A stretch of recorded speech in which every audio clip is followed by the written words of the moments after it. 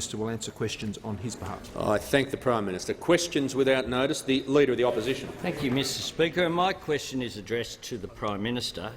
Yesterday, the Prime Minister refused to debate the economy in this House. Will he debate today whether the IMF was wrong to downgrade Australia's economic growth forecast?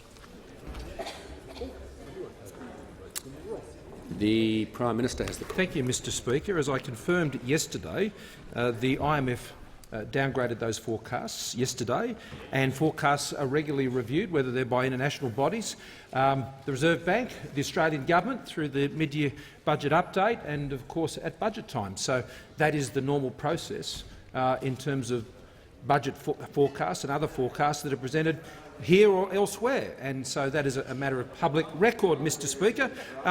We have made no commentary regarding the accuracy of others' forecasts because the government provides forecasts of its own as part of the mid-year budget process, and we'll be doing that when it comes to the end of the year in the normal course of events. But given I've been asked about forecasts and economic data, Mr Speaker, I'm very pleased to report to the House today that as employment has increased by 14,000 jobs in the month of September. And that was in line with the expectations, around 15,000 jobs, Mr Speaker, and I can say that we are rapidly approaching 1.5 million jobs since this government was first elected. And I can also inform the House that this monthly increase in jobs in this last month, jobs have increased every month for the last 3 years under this government, and that is the longest run, I'm advised, of consecutive monthly jobs growth ever, Mr Speaker. This government has reduced, since it came to government, the level of unemployment from 5.7 to 5.2%, and it has also decreased the level of youth unemployment by also a full percentage point, Mr Speaker, over that period of time. This government is doing the work through patient, through methodical, through stable, through disciplined economic policies, whether it's ensuring Australians can keep more of what they earn or investing $100 billion in the infrastructure that the Australian economy needs to grow, investing in ensuring that we're putting the right skills programs in place to enable people in this country to get the skills they need for the jobs that are there, Mr Speaker, and supporting business in the same way, reducing the costs for business, whether it's in the industrial relations area, and I commend the Minister for the work he is doing, looking through all the things that are preventing people from getting jobs and costing unnecessarily the process of getting jobs, and the work that the Assistant Minister is doing in stripping away regulations that is costing investment to this country. Mr Speaker, we are expanding our trade horizons, lifting the percentage of trade agreements that cover our trade from 26% to 70%. Our economic plan, the calm, measured, stable, certain plan, just gets on with the job of delivering for Australians, and the increase of almost 15,000 jobs, Mr Speaker, 26,200 full-time jobs bears that out. The member for Braddon. Thank you, Mr Speaker. My question is to the Prime Minister. Will the Prime Minister outline to the House why it is so important to have a stable and certain approach to government policy in order to deal with challenging issues? And how does this compare with past approaches? The Prime Minister has the call. Well, Mr Speaker, I thank the member for Braddon for his question, because he knows that stability and certainty in economic policies delivers jobs. And I've just reminded the House, for Moreton. For 3 years, jobs have increased every single month under this government, and that is the longest run in consecutive monthly job increases, Mr Speaker, that this country has ever seen. But it is part of a pattern of this government in delivering stability and certainty and a measured approach to delivering the right outcomes for Australians. It has been that approach which has seen us restore the budget back to surplus this year from what we have inherited it as a deficit under the previous government. It has seen us restore order on our borders, Mr Speaker. It has seen us get trade deals done where they weren't happening before. It has seen us get the Kyoto targets for 2020 back on track with a $1.1 billion turnaround in our emissions reductions budget and abatement targets to ensure we met the Kyoto 2020 targets that we will meet next year, Mr Speaker. It means that we're restoring capability of our defence forces, getting it back to 2% of GDP, which means when I talk to our allies and partners around the world with whom we share the burden and share the load, I can say now, as the leader of this government, together with my predecessors who also contributed significantly, Mr Speaker, to this task, that Australia carries its own weight when it comes to our defence heavy lifting. And, Mr Speaker, we've done that while also increasing hospitals and schools funding to record levels. Now, this is in stark contrast to the policies of panic and crisis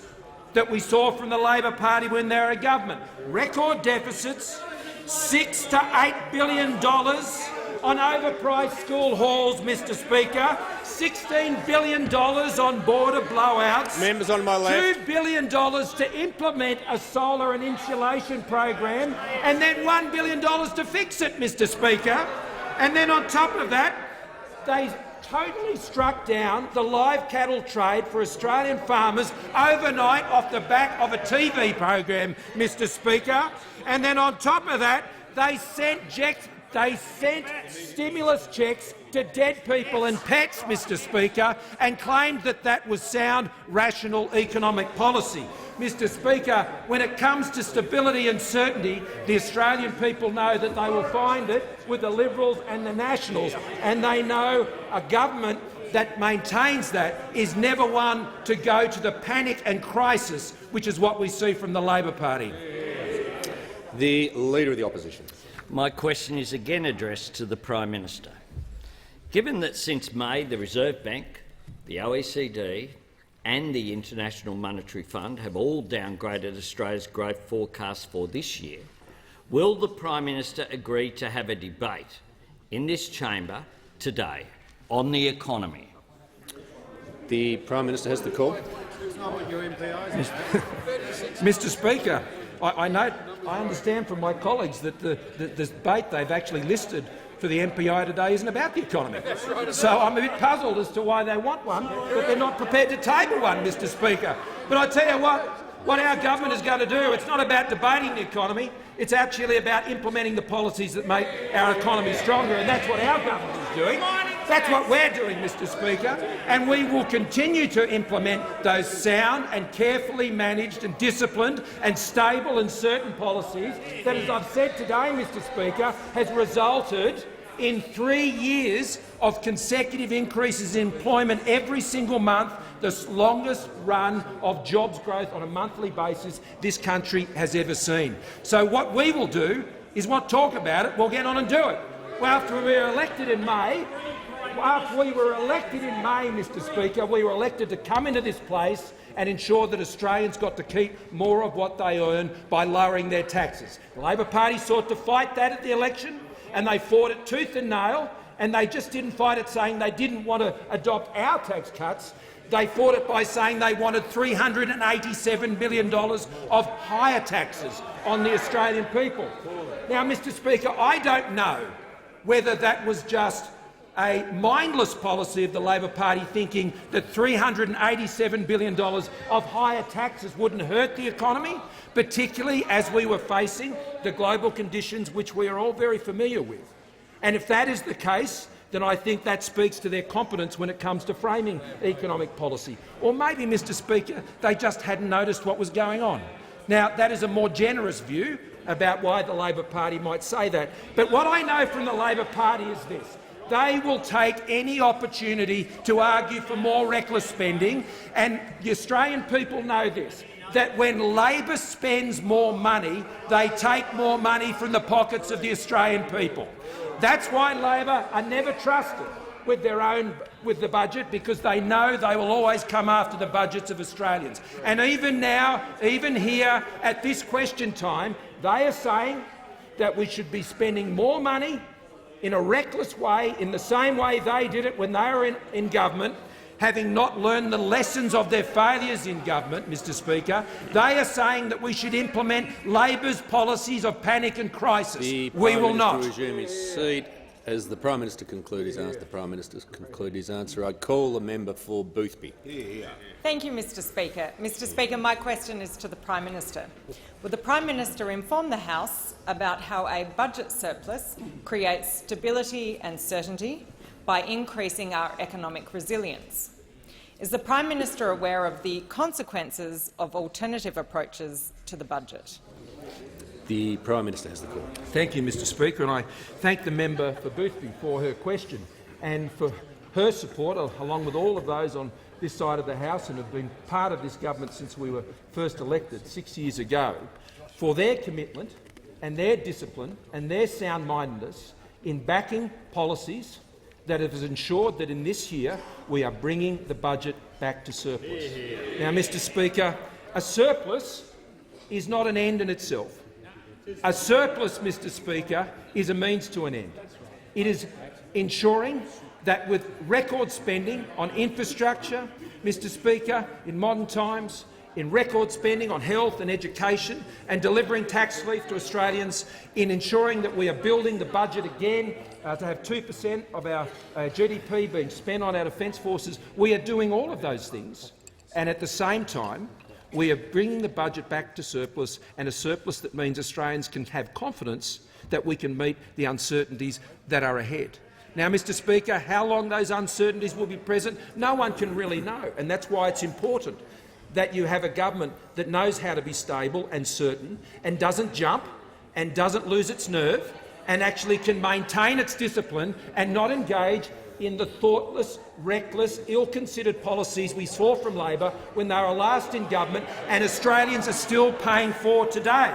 Mr Speaker, we were able to bring that budget back into surplus by getting expenditure under control. Member for Moreton, and we did it patiently and we did it year in and year out. And it's taken us 6 years to do that through that patience. And it's been done through conservative budgeting, because there's a big difference. On this side of the House, when we have framed budgets, Mr Speaker, we have adopted conservative forecasts, particularly when it comes, Mr Speaker, to issues of commodities prices. So we revised our commodity prices forecasts down, particularly for iron ore, down to 55 a tonne, Mr Speaker. And while they excelled way above that over that period of time, we maintained those conservative forecasts because we knew that you couldn't turn your budget into a speculator when it came to iron ore prices. Now, that is in stark contrast to what the member for Rankin's old boss and mentor has done, Mr Speaker, when he locked in iron ore prices at $180 a tonne, Mr Speaker, and then spent all the money that went with that fanciful revenue and drove the budget deeper and deeper into deficit. And we all remember the mining tax that didn't raise any money, but they still spent it anyway. When you're looking for stable and certain budget management, Mr Speaker, people don't look to the Labor Party. They've learned from experience. The Leader of the Opposition. My question is again addressed to the Prime Minister. Can the Prime Minister confirm that since 2002, only 2 Australian treasurers have presided over an unemployment rate that is higher than the OECD average? Will the Prime Minister agree to have a debate in this parliament on Australia's economy today? And will he admit the only 2 treasurers who have had an unemployment rate that is higher than the OECD average are the current treasurer and himself? The Prime Minister has the call. I'm interested in the jobs of Australians. That's what I'm interested in. The Leader of the Opposition is clearly only interested in his own job, because all he wants to do is have a talk fest in this place. I'm interested in the jobs of Australians and taking action to ensure Australians are in work. Mr Speaker, more and more Australians are in work, and more Australians are in work today as a share of the Australian population than at any other time in Australia's history. So, Mr Speaker, the Leader of the Opposition may be thinking that this place, Mr Speaker, and the chatter that goes on here is terribly important to him and his position. I'm going to remain focused on those Australians, Mr Speaker, who simply want us to get on the job, on with the job of ensuring that we're providing the stable and the calm and the Members on my responsible left. financial Member for management Sydney. which has brought the budget Member back for into Sydney. surplus. Serious point of order, I'm assuming. Members on my left. The member for Barton's not assisting. Just before I come to the Leader of the Opposition, just the member for Gorton. Member for Gorton, I need you to cease interjecting. You're literally yelling into my left ear. Okay. The Leader of the Opposition on a point of order. Thank you, Mr Speaker. On relevance, there were two parts to the question. One part went to whether the current Treasurer and the current Prime Minister are the only two Australian Treasurers who have presided over an unemployment rate higher than the OECD average. He hasn't mentioned that. And the second is, if he's confident, let's have a debate about it. I'm just going to say to the Leader of the Opposition, whilst there's additional tolerance extended to him because of his position and to the Prime Minister, points of order are not going to be used to ask another question or to make a political statement. There were two parts to the question. The Prime Minister can address one or the other or both. That's the way it works. The Prime Minister has the call. Mr Speaker, the Leader of the Opposition may want to come into this place and throw a tantrum at question time, Mr Speaker, on my left. over whether or not someone's going to agree to what he wants to do. Now, he's entitled Members to do on my that, left. but, Mr Speaker, the tantrums of the Leader of the Opposition in this place only reinforce their addiction to panic and crisis on the Labor Party. They love panic. They love crisis. And even when, Mr Speaker, even when circumstances don't bear their argument out, they seek to create them, Mr Speaker, because they will look for any excuse to put their hands in the pockets of the Australian people and to rapidly increase spending to a reckless level. I referred earlier, Mr Speaker, to the catalogue of Labor Party failures in government when it came to policy. And the reason they engaged in those failures is they could never break their cycle of panic and crisis. They put in ill-considered measures. They didn't think them through. They just smashed them through and into the Australian community, and Australians have been paying for them ever since. At the last election, I said, you vote Labor once, you pay for it for the next decade. And it seems exactly the same thing is true under this Leader of the Opposition. He can throw as many tantrums as he's like. We'll just get on with the job of good government.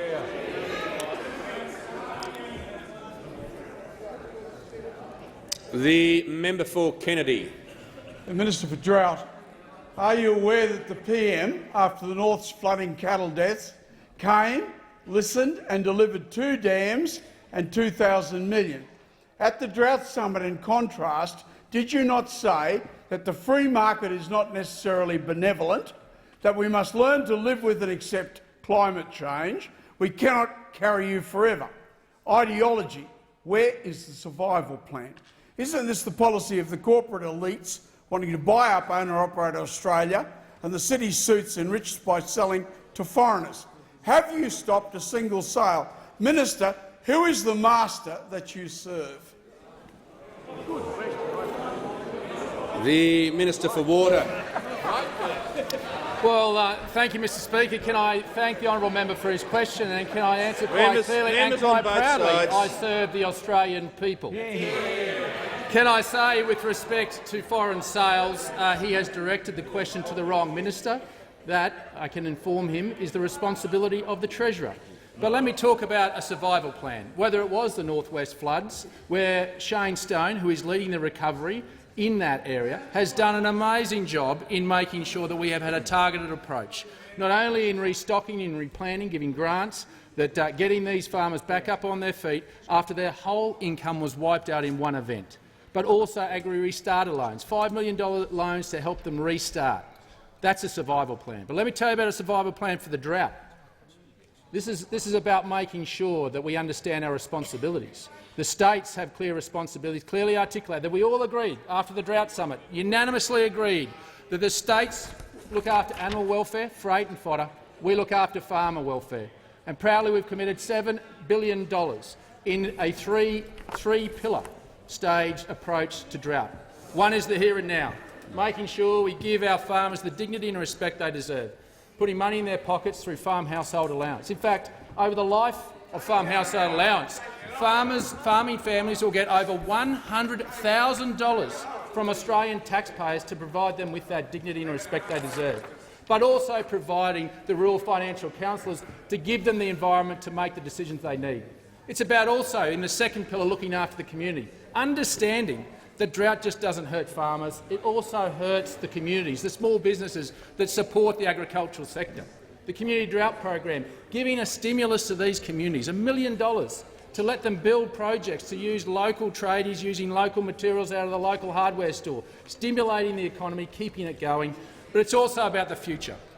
We, for the first time, the first government, understand that we're going to tackle not this drought but also future droughts with a future fund, a $5 billion future fund that will give a $100 million dividend every year in the good and bad to help our farmers, equip them with the tools to prepare for the future. That's on top of the already $500 million we give in tax incentives every year for them to prepare through farm management deposits, also instant write-offs for assets, but also the water infrastructure that you quite clearly articulated in saying that we have committed to building for the first time and saying to the states, take our hand. It is now time to understand that the states have a responsibility to play. Our hand is out. We're not shirking our responsibility.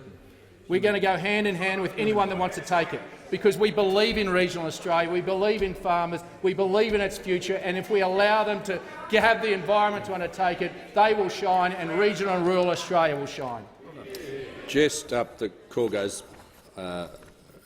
back to the government side, but just before I call the member for Wide Bay, I'd like to inform the House we have present in the front row of the Speaker's Gallery this afternoon the former Prime Minister and Foreign Minister of Sweden, Mr Carl Bildt, accompanied by His Excellency the Ambassador for Sweden. On behalf of the House, I extend a very warm welcome to you. And in the row immediately behind, we also have, I'd like to welcome recipients of this year's Prime Minister's Prizes for Science. On behalf of the House, a very warm welcome to you.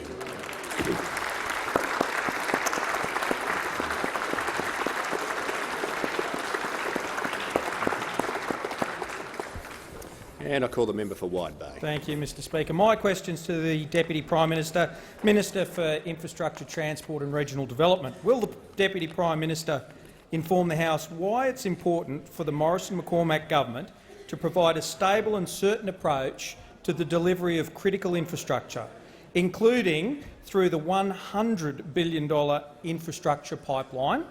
And is the Deputy Prime Minister aware of any alternative approaches? The Deputy Prime Minister has the call. Yeah, thank you, Mr Speaker. And just following on from the Minister for Drought and talking about working hand in hand with state governments, that's what we do on this side. That's what we do as Liberals and Nationals. We want to work hand in hand with governments that want to work with us. And indeed, just yesterday, the Victorian Parliament, in their question time, talked about the relationship that they have with us to build projects. And I know the Prime Minister is going to meet with Premier Andrews very soon. That's what we want to do. We don't care what political persuasion they are. If there's a project there that needs building, we want to get on and build it, just like we want to get on and help those drought-stricken farmers. And in the member for Wide Bay's electorate, Mr Speaker, there's Section D. Section D of the Bruce Highway, Mr Speaker. Section D runs from Cooroy to Curra. It's an integral link, particularly for freight, but also, Mr Speaker, it's making sure that people get home sooner and safer. Now, this section alone will almost double the current capacity of the highway between Woundum and Curra, and will remove 53 intersections and 9 sets of traffic lights. Now, that's delivery. I know the member for Wide Bay has fought and campaigned and advocated hard for this project, and in the construction phase, of course, along with the considerable amount of money that we're putting on the Bruce Highway, it's going to create jobs, it's going to create opportunities, it's going to increase freight supply chains. Bypassing Gympie will mean 50% less trucks travelling through the centre of town, separating long-distance travellers from local traffic. This is how you transform the way people travel. And we're getting on $100 billion $100 billion over the next decade for investment in infrastructure, getting things done with the states, with any states that are willing to build dams with us, to build the inland rail, to make sure that we get on and build the roads of the future, building a better future. That's the Liberal and Nationals way. But I'm asked by the member for Wide Bay, are there any alternatives? Well, Mr Speaker, we're spending $9.8 billion on infrastructure in this 12-month period, and we're working towards surplus. We're working towards surplus. That's something those opposite could only dream about. I mean, over in the other place, Senator Claire Chandler wasn't even born the last time Labor produced a budget surplus. And when you have budget surpluses, you can actually build more infrastructure. That's how it works. Like any good business person knows, when you make more money than you spend, you can get on and you can build things. You can actually expend money on capital equipment. You can, as a government, build more infrastructure, and that's what we're doing. Now, I know the opposition leader, when he was the infrastructure minister in the Gillard and Rudd years, would have loved to have had the sort of money that we're investing in infrastructure. I know he would have absolutely the Deputy Prime Minister's time has that. concluded. The Leader of the Opposition. Thank you, Mr Speaker, and my question is again addressed to the Prime Minister.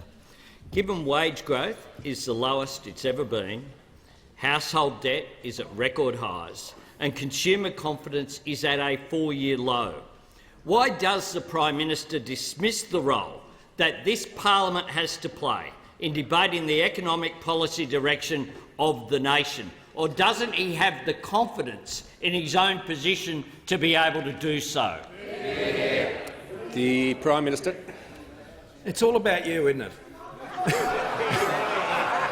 Through you, Mr Speaker. It's about the Australian people, Mr Speaker. We debate these matters in the parliament every day as the measures that we...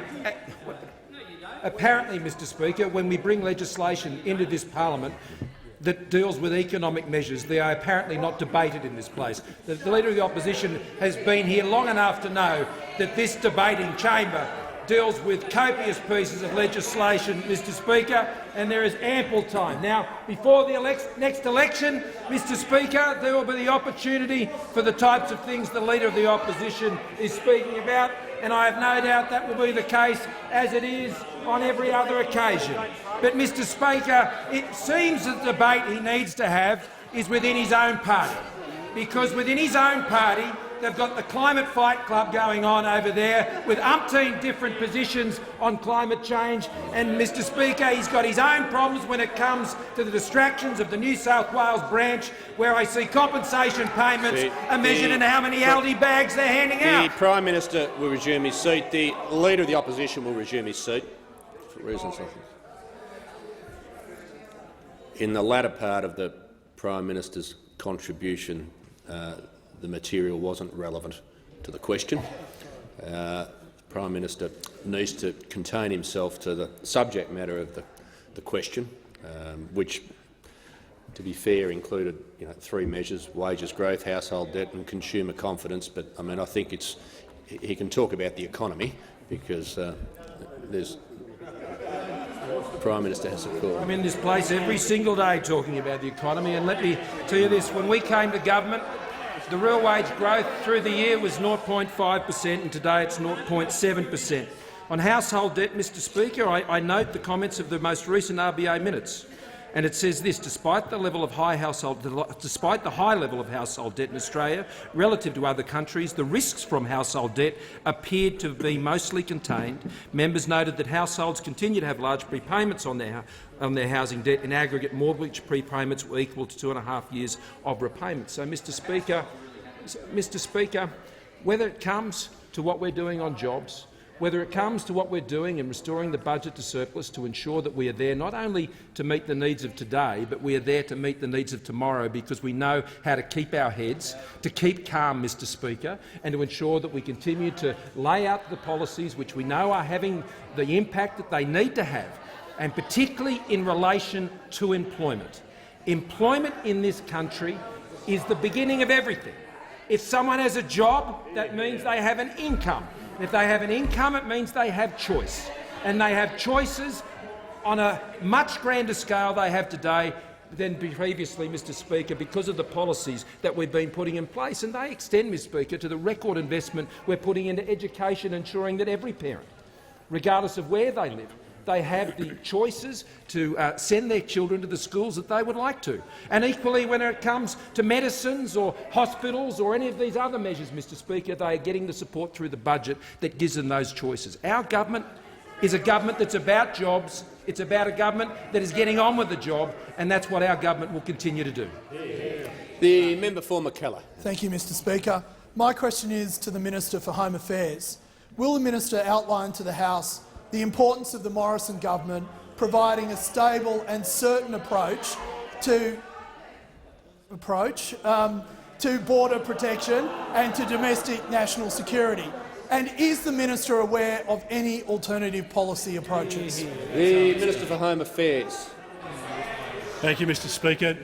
Why don't I start with the alternative policies? Mr Speaker, you know, if you want an example of panic and mayhem, look no further than the Labor Party in government or in opposition. When it comes to national security and border protection, the Labor Party tear themselves apart week in, week out.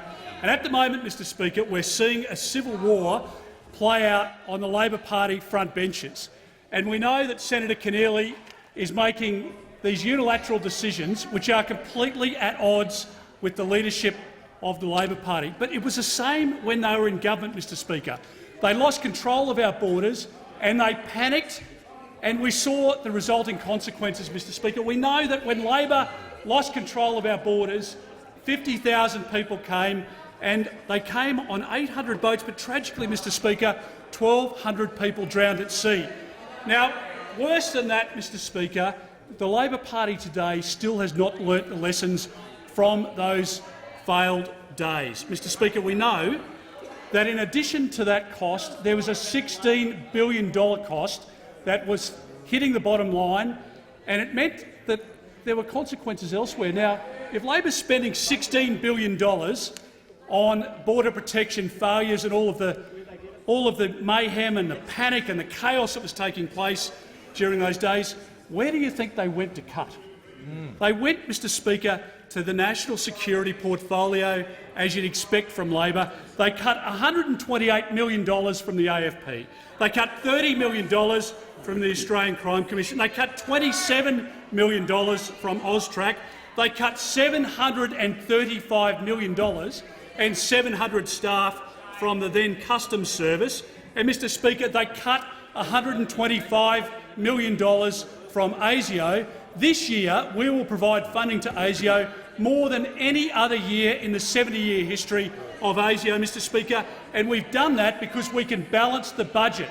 We make decisions, we make responsible decisions, which means that we can pay for the essential services, and yet it's apparent to all Australians today that the Labor Party still presides over a policy on border protection where they are split and divided, and it is not improving, Mr Speaker. This is the irony of this leader. This leader of the opposition has stood up at conference after conference of the Labor Party and demanded that our Operation Sovereign Borders policy be dismantled. That is what he's promised, and he's now in the process, Mr Speaker, of delivering on that promise, and the Labor Party policy goes from bad to worse under this weak leader.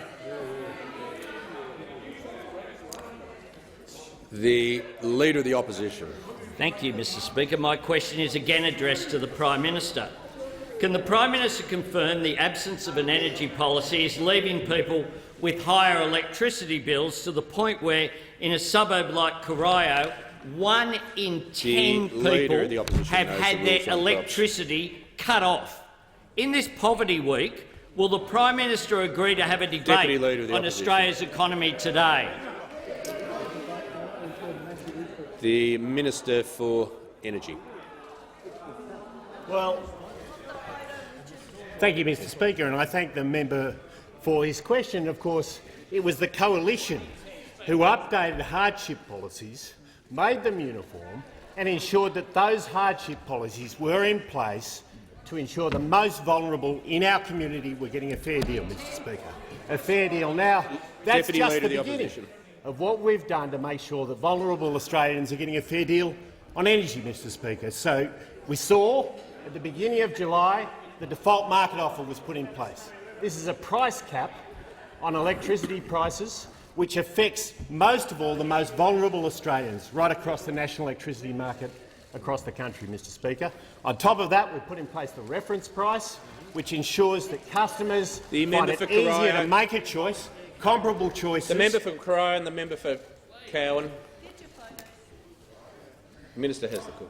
Thank you, Mr Speaker. Apples for apples choices. So when they get offers coming from the various energy companies, those offers are absolutely comparable, Mr Speaker. But on the top of that, we're bringing more supply into the marketplace, and we're seeing that with the Snowy 2.0 project, 2,000 megawatts, Mr Speaker, of capacity with 175 hours of storage. And the cost of that storage is 1/50th of the cost of batteries. Indeed, if you were to build batteries, the equivalent of what we're doing with Snowy 2.0, it would cost hundreds of billions of dollars, Mr Speaker, hundreds of billions of dollars. And so what that project is doing is reducing volatility in the market and putting downward pressure on wholesale electricity prices. But, Mr Speaker, we're unified on energy and climate policy on this side of the House. We're unified. And the contrast over there is the member for Hindmarsh, Mr Speaker, has asked for a ruthless and unsparing review of their energy and climate policies. Ruthless, unsparing review. Well, he got that from the member for Hunter. He got that from the member for Hunter, but he didn't want it to be that ruthless and unsparing because the member for Hunter went with our policies, Mr Speaker. Went with our policies. Come on over, member for Hunter. Great call. The member for Hindmarsh refused to endorse it, even though he admits he had his backside delivered to him at the last election, Mr Speaker. He admitted it himself. Only this side of the parliament, only this side of the House is for a fair deal on energy. The member for Moncrief. My question is to the Minister for Health. Will the minister outline to the House why it's important for the Morrison government to provide a stable and certain approach to investing in life-saving medicine, and is the minister aware of any alternative approaches? Thank you. The Minister for Health has the call. Thank you very much, Mr Speaker, and I want to thank the member for Moncrief, who comes to this place, who through her career has had a dozen years as a small business consultant, not only leading her own business but assisting other small businesses to manage their businesses. In particular, one of the lessons that she learnt and taught and helped others with was the very simple proposition that you cannot spend more than you earn, because that will lead to consequences. And that's equally true for nations as well as small businesses. And we know this in particular in the area of health and medicines, because when that happened, following the previous government blowing all of its budgets, we saw in 2011 the then budget papers set out very, very clearly, due to fiscal circumstances, the government will defer the listing of some new medicines until fiscal circumstances permit. The consequence was that medicines for endometriosis, for IVF, for chronic obstructive pulmonary disease, for asthma and for schizophrenia were deferred. Medicines for endometriosis and IVF, amongst other things, were deliberately deferred in defiance of the Pharmaceutical Benefits Advisory Committee. By contrast, because of the stable environment, we've been able to list on our watch, in our time, over 2,200 new and amended medicines. And that includes Ibrance, a medicine recently listed for metastatic or inoperable breast cancer. 3,000 women will save up to $55,000 a year, but above all else, have a real sense of hope and possibility for their future. Member for McMahon has been warned. Another medicine is Bavencio, and this was something that I was able to help launch with the Prime Minister. Bavencio is for metastatic Merkel cell carcinoma, and we met at the launch of this medicine, which will help 160 patients, save $150,000 a year, Wayne Lieberman. And Wayne's words were very clear on that day. And I confirmed today that he was in fine health and he's off improving his fitness every day. And what Wayne said was, 12 months ago, I had a very short horizon to look forward to. It wasn't good. I went on to Bavencio, and in 3 months, the metastasised tumours throughout my body all cleared. He then went on to say, for every future patient being diagnosed with Merkel cell carcinoma, they now have a future. And that is why the PBS matters, and that is why a strong, clear budget matters. The Leader of the Opposition. Thank you, Mr Speaker. My question is again addressed to the Prime Minister. Given that yesterday the Treasurer falsely claimed that drought was the #1 call on the budget, will the Prime Minister agree to have a debate on Australia's economy and in particular the plight of farmers today, based upon the facts? The Prime Minister has the call. Speaker, the Leader of the Opposition seems quite insistent on this point, but he obviously wasn't insistent this morning because the matter of public importance, which has been tabled today by the federal member for Barton, does not mention the word economy at all, Mr Speaker. The word economy is not Members even on both sides. So, Mr Speaker, if he can't get his own side to agree about something, and that's not uncommon at the moment, Mr Speaker, it's not uncommon at all. Members on my left. I know that the Labor Party's penchant is for panic and crisis, Mr Speaker, but honestly, he's got to try and resolve the panic and crisis that's going on within his own party on so many issues, whether it's on their response to climate, which they say is an emergency, but we're not going to know their policy about it until the next election. And in between time, we're going to have the constant infighting between the member for Hunter and the member in South Australia, the member what is it again? Hindmarsh, the member for Hindmarsh, or the member for Sydney, or any of the other members, or whether the New South Wales branch of Labor is going to tear itself apart, not only riven by corruption, but also, it seems today, by sexism as well, Mr Speaker.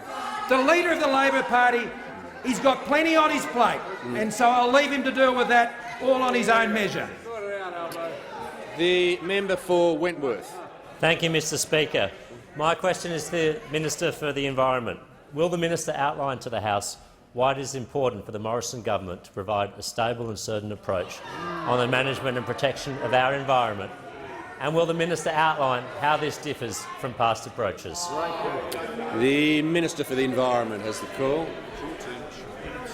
Thank you very much, Mr Speaker, and can I thank the member for Wentworth for highlighting the importance of managing the economy so that we can manage and protect our natural world, the environment and the communities that it supports. And members in this place will be well aware of our government's policies, our key commitments in the area of recycling, with a $167 million recycling investment plan, a $100 million environment restoration fund supporting major projects across this country, our $50 million in world-leading environmental research, and a shout-out to the scientists in the gallery, research, education and science, our 44 marine parks in a network of marine parks second to none in the world, and this morning I talked about the importance of adding a marine park in East Antarctica to generate the sorts of ecology and conservation values that this side of politics is well known for. Our leadership in the area of marine science is unprecedented. Now, the member for Griffith is interjecting. She hasn't asked me a question yet. Sometimes she interjects. I know she's waiting for everyone squeezed up there on the front bench to provide her with some policies. Labor has no policies on the environment. There is no alternative record. I have just run through all of the things we're doing, and the Labor Party is silent. So unfortunately, member for Wentworth, I've had to go back before your time in the parliament and look at the Labor record on the environment. And many will remember, front and centre, the carbon tax, a financial burden on every single Australian. The home insulation scheme, the member for electrified roofs, house fires. The solar credit scheme. Does anyone remember that actually added to the cost of electricity? And it had to be removed in a hurry because prices were going up too much. Now, there were green loans, green rewards and a Green Start program. The Green Start program stopped before it even started. There was the cash for clunkers, $2,000 when you take your old car to trade it in, $2,000. But that stopped before it even started. There was no cash and there were no clunkers. And, Mr Speaker, I don't mean to trivialise, but I have to make this clear. There are no policies coming forward Member today. for Canberra. There is no sound economic management from the Labor Party. What we are seeing and what we saw was a government that the Labor Party in office lost control of the economy. And this was the result. Only the Morrison government can provide the stability and certainty that protects the Australian environment, the communities that depend on it. The Labor Party playbook, as we can see, tax, spend and interfere. The Leader of the Opposition. The member for Cooper will leave under 94A. The Leader of the Opposition. Thank you, Mr Speaker. My question is again addressed to the Prime Minister. Former Prime Ministers John Howard, Tony Abbott and Malcolm Turnbull all facilitated parliamentary debate at this time in the Parliament on important economic issues facing the nation. Does the Prime Minister have the confidence in his economic position to be able to swallow his pride, follow their example and agree to a debate on the state of the economy today? The Prime Minister has the call. Members on my right. The members on both sides. Member for Hunter. Prime Minister. Thank you, Mr Speaker. Every time, almost without exception, I come to this dispatch box, I'm talking about our economic policies. And the reason I do that, and the reason I did that at the last election, Mr Speaker, the reason I do that is because I know that the strong economy is absolutely central to everything.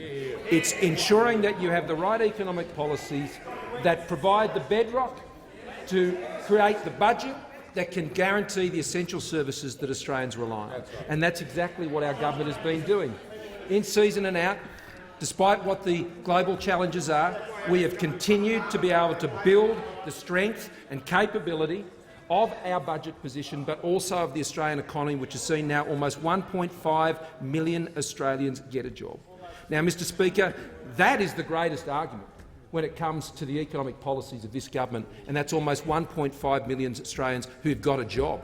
That's the great evidence, Mr Speaker, of 1.5 million almost lives of Australians that have been transformed because, as a result of the policies of this government, that has set the framework in an economy for people to go and invest and take people on, Australians' lives are being changed because the Liberal and Nationals believe that strong economic management, that disciplined and stable and certain financial policies are what actually, at the end of the day, guarantee our ability to reach record levels of hospital funding, record levels of education funding, and in the midst of what is a very severe drought, Mr Speaker, that we could again today confirm that those who would be coming off the farm household allowance will be given a $13,000 payment as a supplementary payment and just over $7,000, $7,500, Mr Speaker, for individuals to continue to support them. And we're able to do this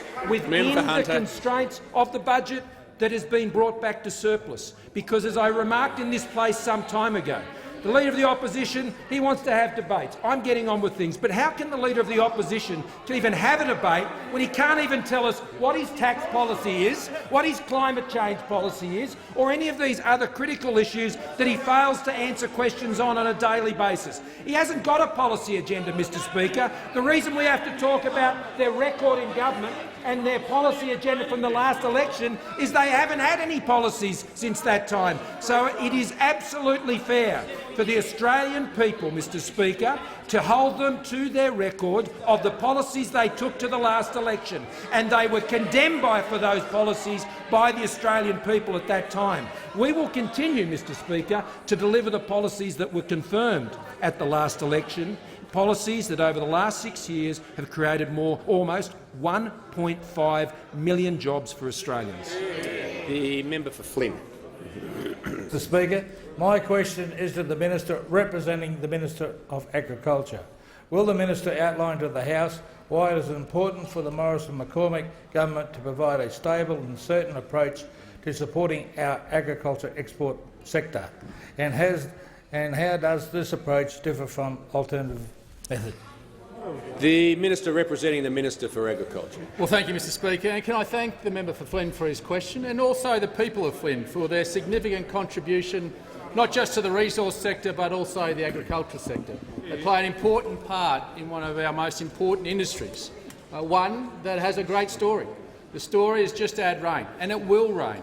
And when it rains, our agricultural sector will recover, but part of the recovery will be the underpinning of our trade agreements that will make sure that we not just recover, we grow. We grow the agricultural industry to $100 billion by 2030. We've got to understand the importance of trade to the agricultural sector. We're a nation of 25 million people. We produce enough food for 75 million people. So if we don't engage with the world, if we don't trade with the world, then we oversupply our agricultural products, and that also has a significant impact on those regional communities that support our agricultural sector out there in the regions. So that's why this government's been strong in achieving key trade agreements with China, Japan, South Korea, but also the TPP-11. The TPP-11 agreement that those walked away, said all too hard, forget about it, the horses bolted. Well, we rode that pony all the way to the finish line. We went all the way through, and we made sure that we now gave farmers access to a $13 trillion marketplace. For the first time, we have access to markets in South America. We've got agricultural councillors getting us market access, commodity by commodity, for our farmers in new markets, opening up opportunities. This is the enormous opportunity that we provide in opening up trade to our farmers to allow them to trade with the world. But now we're also looking to finalise an agreement with Indonesia. This is a monumental achievement, considering where our relation has come from. From the lowest point in 2011, when a panic-stricken government overnight stopped the live trade of cattle, to Indonesia, shattering our trade agreements with Indonesia and our trust and reliability with our nearest neighbour. The same happened with live sheep. Predicated their decision on one television show. They wanted to ban live sheep. We took the calm, methodical approach to reform the industry, to make sure that the industry had trust and confidence, not just from the Australian people, but our trading partners. That was what leadership is in trying times. That's what our farmers want. That's what our world trading partners want. They want trust and reliability. They want to know that they have a trading partner that they can rely on in the good and the bad times. The Leader of the Opposition. Thanks, Mr Speaker. My question is again addressed to the Prime Minister. Yesterday in the Parliament, the Prime Minister shut down a proposed debate on the economy and organised an additional question to himself so that only he could talk about the economy. Is that because the Prime Minister only wants to listen to himself? Will the Prime Minister agree to a debate on the economy today, or doesn't he have the confidence in his own economic management? The Prime Minister has the call. Thank you, Mr Speaker. When the Labor Party can confirm what their actual policies is, maybe that's when they want to start asking those questions. The member for Barara. Thank you, Mr Speaker. My question's to the Minister representing the Minister for Families and Social Services. Will the Minister outline to the House why it's important for the Morrison government to provide a stable and certain approach to the provision of social services income support payments? Is the Minister aware of any alternative policies? The Minister representing the Minister for Families and Social Services. Well, I do thank the member for Barara, who, like everybody on this side of the House, recognises the importance of a stable and certain approach when it comes to social services, because of course he knows that every dollar which is paid in income support payments has to come from the money raised from taxpayers. We need to have a sustainable system of funding our social services payments. Social services and welfare will be $180 billion this year. That's over 1/3 of the entire Commonwealth budget. So if you lose control of spending of social services and welfare, you lose control of the entire budget. Mr Speaker, the member for Barara knows that it's so important that we have a clear plan and we execute methodically on that plan for people who need support. Our plan is to grow the economy, to grow jobs and to move people from welfare to work, and that plan is succeeding. There are 230,000 fewer working-age Australians on income support payments as at June 2018 compared to 4 years earlier, Mr Speaker. Now, I'm asked if there is an alternative policy approach, and there is, Mr Speaker, there is. There's the approach we saw from the previous Labor government of paying lip service to fiscal prudence but starting to panic and spend without restraint at the first opportunity. We all remember the 2007 ad featuring Kevin Rudd. People have described me as an economic conservative. It's a badge I wear with pride, said Kevin Rudd. But come early 2009, he couldn't wait to rip that badge off. He ripped that badge off very, very quickly when it came to the $42 billion nation-building and jobs plan, $950 one-off cash payments to eligible families and, of course, to people who are dead. $950 cash payments to people who are dead. It requires a whole new faith in the capacity of government stimulus when you're paying $950 cheques to people who are dead. Cheques went to 27,000 people who no longer lived in Australia. So if you want to see what a different approach is, where you completely lose control of the budget, where you end up going to $191 billion of accumulated budget deficits over 5 years from the previous Labor government, that's a different approach, and it's a very stark contrast to the stability and certainty that our government is delivering. The Leader of the Opposition. Thank you, Mr Speaker. I move that so much of the standing concessional orders be suspended as would prevent the House immediately debating the state of the Australian economy, with the Prime Minister and the Leader of the Opposition speaking for a period of up to 10 minutes each, and 4 other members speaking for a period of up to 5 minutes each. Mr Speaker, what we see in this chamber is a government that is arrogant, is a government that's not prepared to debate the economy. Resume his seats. Members on my left, the Leader of the House. That the member be no longer heard. Leader of the House has moved the Leader of the Opposition be no further heard. All those of that opinion say aye. Aye. To the contrary, no. I think the ayes have it. Division required. Ring the bells for 4 minutes.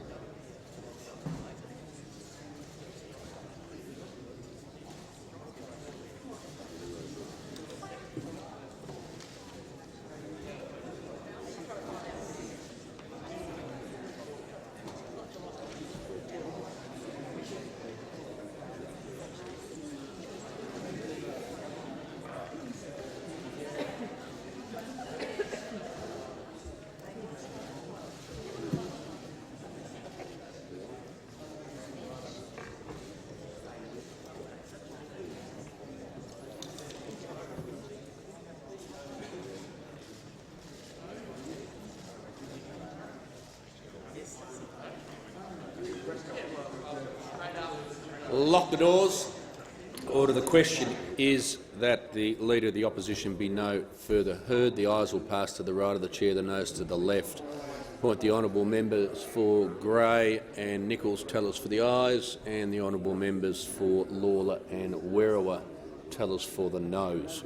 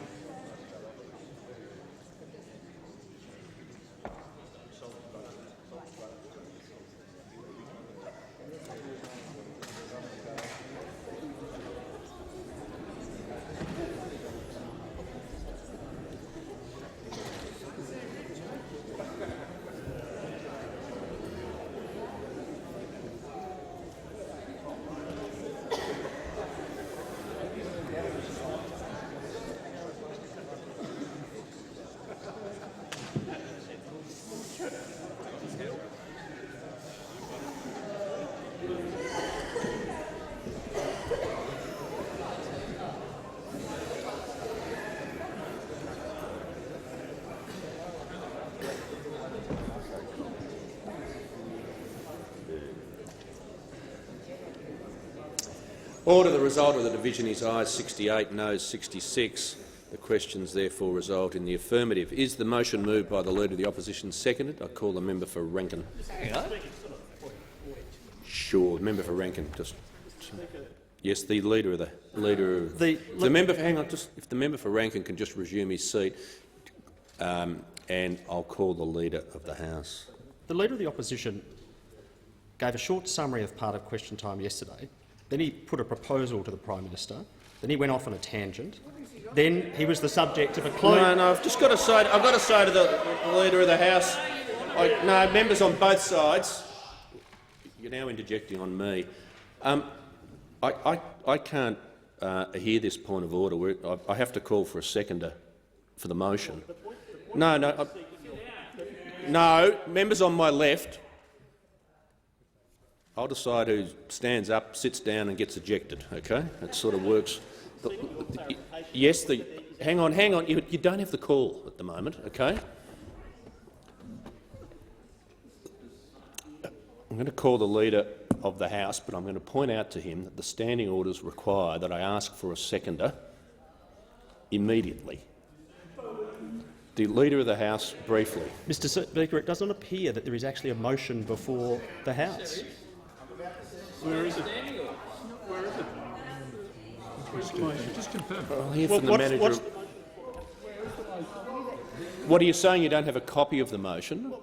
Speaker, there was no. The Leader There was a summary of question time yesterday. There was a proposal which he sought agreement from us on. He then went off on a tangent. He was then closed, but there was no actual motion before the chair. Well, I've just asked the Manager of Opposition Business to resume his seat. I mean, I'm not quite sure that the point the Leader of the House is trying to make. I mean, I heard the motion. The motion's I can verify it's been signed. It's been seconded. I'm not quite sure the point the Leader of the House is trying to make. I mean, does the Manager of Opposition Business want to read it again, or is it? And I just say, I mean, in all practicality, whether it's a technical point you're trying to make, I mean, I didn't hear anything that was wrong with the motion, but even if there was, that would just mean another motion would be moved immediately. But I'll hear from the Manager of Opposition Business. The Leader of the House is right that there's not currently a motion before the House because it hasn't yet been seconded. That's right. That's the next, that is exactly why it needs to be seconded before it's in possession of the House. But once it's seconded, then it will be before the House. At the moment, it's been moved. It'll be moved. You've called for a seconder. The motion is what the Leader of the Opposition moved. He stood up and said that he moved that so much of standing orders be suspended, and then went on as would prevent the House immediately debating the state of the Australian economy, with the Prime Minister and Leader of the Opposition speaking for a period of up to 10 minutes each, and 4 other members speaking for a period of up to 5 minutes each. That's what he moved. And if it's seconded, it'll then be a motion before the House. The Manager of Opposition Business can resume his seat. Members on my left, member for Rankin, just relax, okay?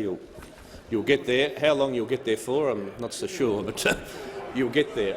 Just for the clarity of members,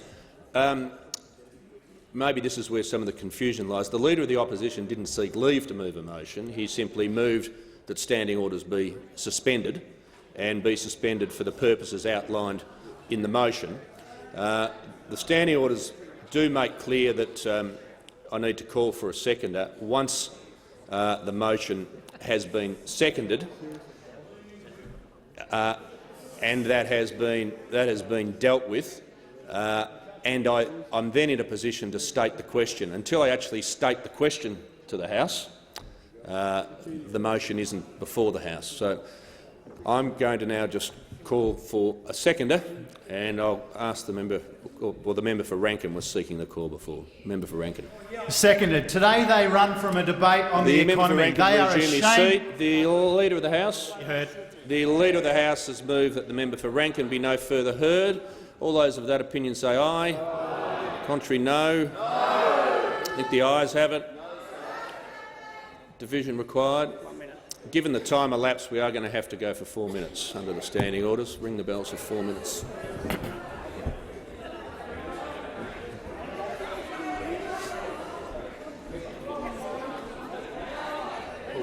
Yeah.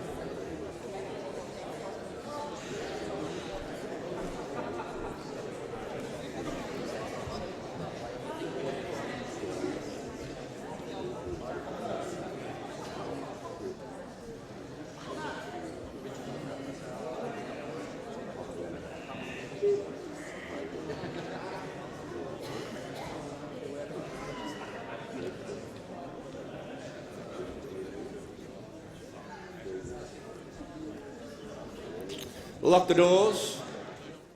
The question is that the member for Rankin be no further heard. The ayes will pass to the right of the chair, the noes to the left. I appoint the honourable members for Nichols and Gray. Tell us for the ayes, and the honourable members for Werriwa and Lawler. Tell us for the noes.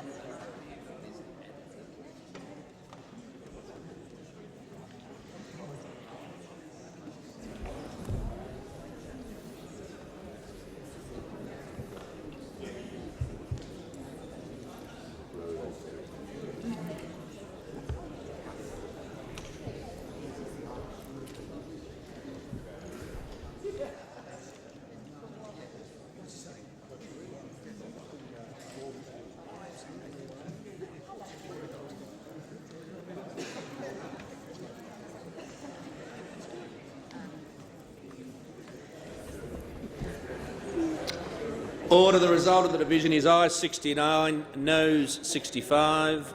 The question is therefore resolved in the affirmative. The question now is that the motion moved by the Leader of the Opposition be agreed to. I call the Deputy Leader of the Opposition. This government is asleep at the wheel. The Deputy Leader will resume his seat. The Leader of the House.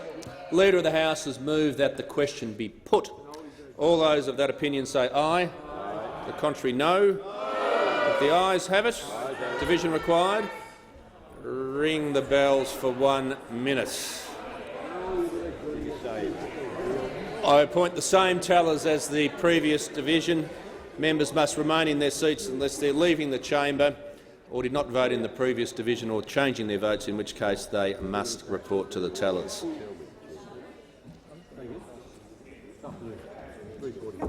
No, one.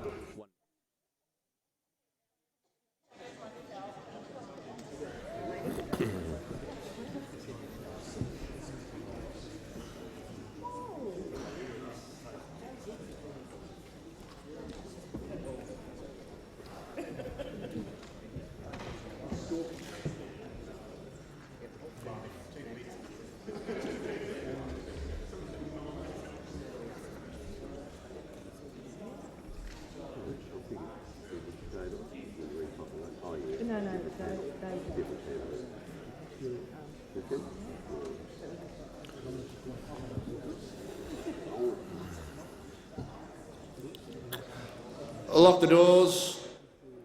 Order. The question is that the motion be put. Members must remain in their seats unless they're changing their vote or did not vote in the previous division, in which case they must report to the tellers.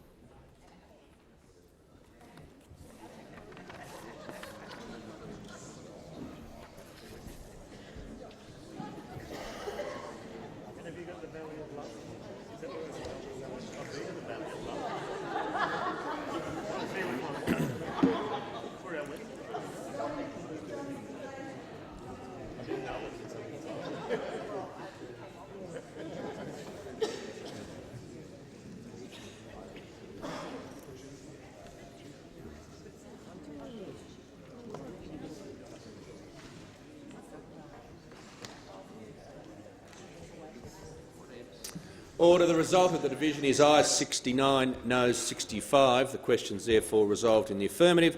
The question now is that the motion moved by the Leader of the Opposition be agreed to. All those of that opinion say aye. Aye. To the contrary, no. I think the noes have it. Division required. We'll ring the bells for 1 minute. I just remind members in a 1-minute division they need to take their seats as quickly as possible.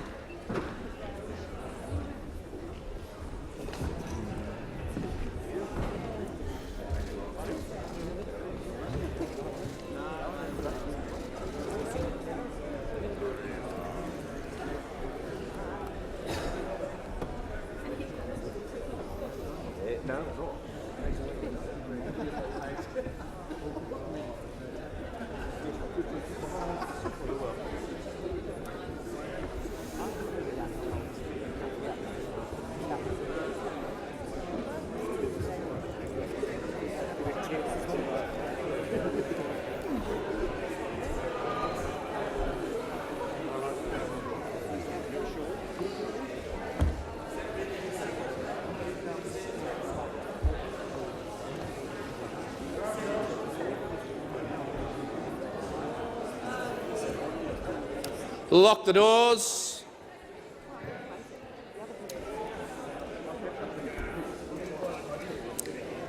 The question is the motion moved by the Leader of the Opposition be agreed to. I appoint the honourable members for Lawler and Werriwa tellers for the ayes and the honourable members for Nichols and Gray tellers for the noes.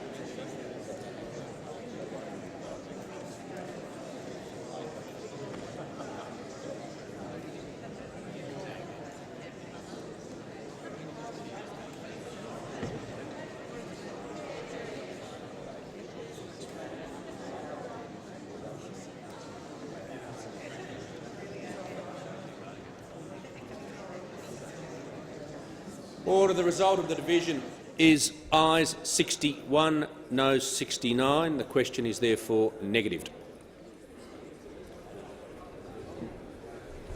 be lost again, Brendan. It's going to be a long 3 years, mate. We have to move back.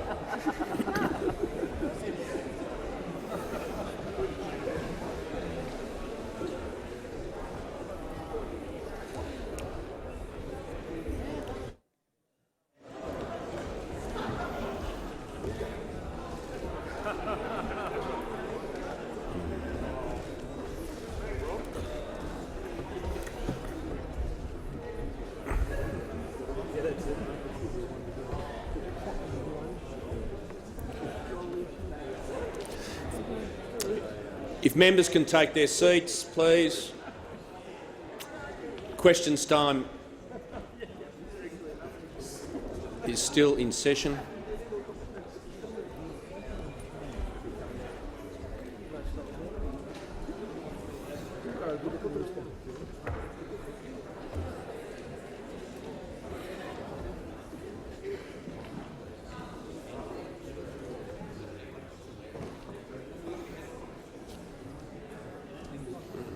No, the call's alternating, and the member for Curtin's already indicated that she's seeking to call. I'm just waiting until people resume their seats.